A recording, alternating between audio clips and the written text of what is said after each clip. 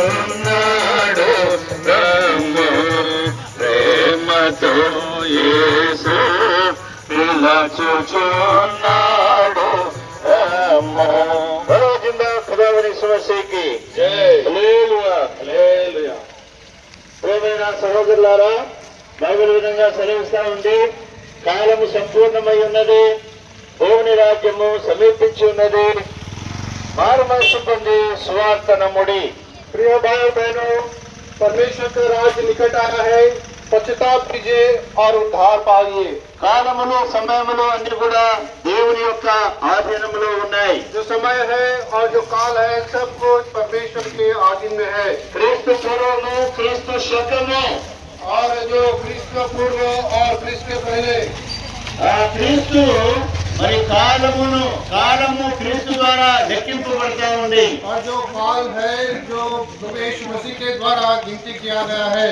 ఎవరి క్రీస్తు ఎందుకు కాలము ఆయన ద్వారా లెక్కింపబడతా ఉంటుంది? ये प्रवेश मसीह कौन है और उसके द्वारा इस काल को क्यों गिनती किया गया है? దేవుడు యేసు క్రీస్తు ప్రభువారు సమస్తానికి మూలాధారుడని బైబిల్లో సెలవిస్తా ఉంది. तो शास्त्र कहता है कि प्रभु यीशु मसीह सब चीजों पर अधिकार है और वही मूल है। ప్రభు సెలవిస్తా ఉన్నాడు, నేను మొదటి వాడను కడపటి వాడను జీవించువాడనని యేసు క్రీస్తు ప్రభువారు సెలవిస్తా ఉన్నారు. यीशु मसीह कहता है, मैं आदि हूँ और अंत हूँ और सब में मैं प्रधान हूँ। మరి పుట్టుక మరణము లేని దేవుడు మానవుడిగా ఈ లోకానికి ఎందుకు వచ్చినాడు? और प्रभु यीशु मसीह मानव रूप धारण करके इस दुनिया में क्यों आया? ఈ లోకంలో ఉన్న మనుషుడు మరి పుడుతున్నాడు, జీవిస్తా ఉన్నాడు, ఈ లోకాన్ని ఏదో ఒక రోజు విడిచిపెట్టవలసి వస్తుంది. और जो मनुष्य इस दुनिया में जो जन्म ले रहा, किसी एक दिन वो मरना चाहिए। ఆ మరణము మరి ఎవరు కూడా తప్పించుకునలేని పరిస్థితి. और जो मृत्यु पर कोई भी जय नहीं पा सकता और कोई भी बच नहीं सकता। అయితే మరణము మానవుడికి ఏ విధంగా వచ్చిందో బైబిల్ ఏ విధంగా సెలవిస్తా ఉంది. पवित्र शास्त्र कहता है कि जो मानव जाति को ये मृत्यु किस प्रकार आया है। పాపము వలన వచ్చు జీతము మరణము. पवित्र शास्त्र कहता है कि पाप की मजदूरी तो मृत्यु है। బైబిల్ సెలవిస్తా ఉంది, మరి యేసు క్రీస్తు నందు మానవునికి నిత్య జీవము. पवित्र शास्त्र कहता है कि प्रभु यीशु मसीह में जो मनुष्य को अनंत जीवन मिल सकता है। పాపం వల్ల మానవుడు మరణిస్తా ఉండగా మరణంలో నుండి జీవంలోనికి దాటించడానికి మరణంలోని దేవుడు మానవుడుగా ఈ లోకానికి వచ్చినాడు. और जो मनुष्य पाप के कारण जो मृत्यु पा रहा है, उसको मृत्यु से जीवन में लाने के लिए प्रभु यीशु मसीह मानव रूप धारण करके इस दुनिया में आया। ఆయన యేసు క్రీస్తు ప్రభువారు, वही प्रभु यीशु मसीह है।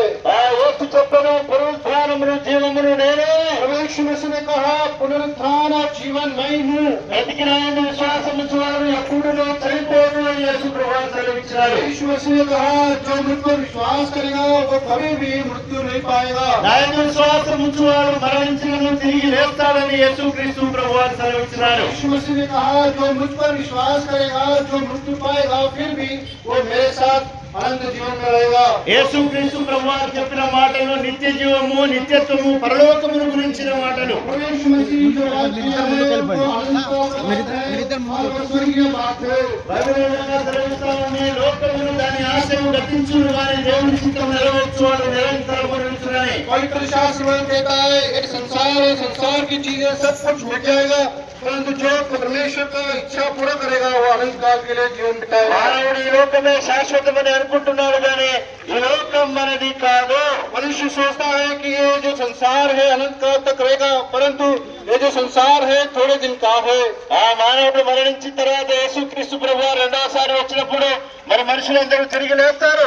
और जो मनुष्य मरने के बाद जब प्रभु यीशु मसीह फिर से दूसरी बार आएगा, और प्रभु यीशु मसीह हमको भी दिलाएगा। మనమందరమును క్రీస్తు న్యాయపీఠము ఎదుట నిలబడవలసి ఉన్నదని బైబిల్ సెలవిస్తుంది. पवित्र शास्त्र में कहता है कि हम सब प्रभु यीशु मसीह का जो न्याय का सिंहासन पर हम బైబిల్ విధంగా సెలవిస్తా ఉంది, మనుషులు ఒక్కసారి మృతి పొందవల్లని నియమింపబడును, తరువాత తీర్పు జరుగును. और पवित्र शास्त्र में कहता है कि मनुष्य एक ही बार मरण पाना है, उसके बाद न्याय होगा। ఈ లోకంలో మానవుడు అనేక తప్పులు చేసి చట్టాల నుంచి మరియు లేకుంటే ధర్మం నుంచి తప్పించుకోవచ్చు. और इस दुनिया में, इस संसार में मनुष्य गलत करके और ये जो न्याय से वो बच सकता है।